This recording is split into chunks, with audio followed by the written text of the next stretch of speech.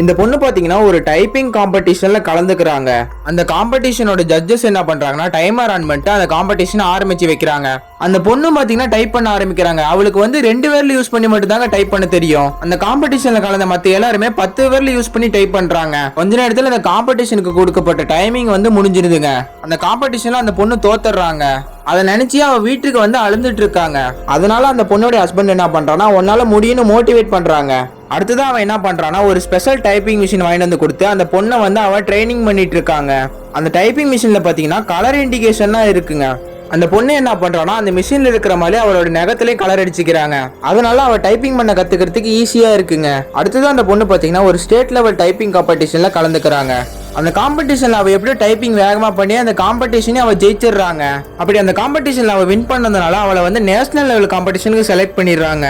அந்த காம்படிஷன்ல அவ எல்லா ரவுண்டுமே ஜெயிச்சு ஃபைனல் ரவுண்டுக்கு செலக்ட் ஆயிடுறாங்க. ஃபைனல் ரவுண்டோட ஆப்போனன்ட் பாத்தீங்கன்னா எல்லா வருஷம் ஜெயிக்கிற சாம்பியன்ங்க அவ. அப்பயும் பாத்தீங்கன்னா அந்த பொண்ணு கொஞ்சம் கூட பயப்படாம ஜட்ஜஸ் வந்து விசில் பண்ண உடனே டைப் பண்ண ஆரம்பிக்கிறாங்க. அந்த பொண்ணு பாத்தீங்கன்னா விட்டு கொடுக்காம வேக வேகமா டைப் பண்ணி அந்த சாம்பியனை வந்து அந்த ஃபைனல் ரவுண்ட ஜெயிச்சிடுறாங்க.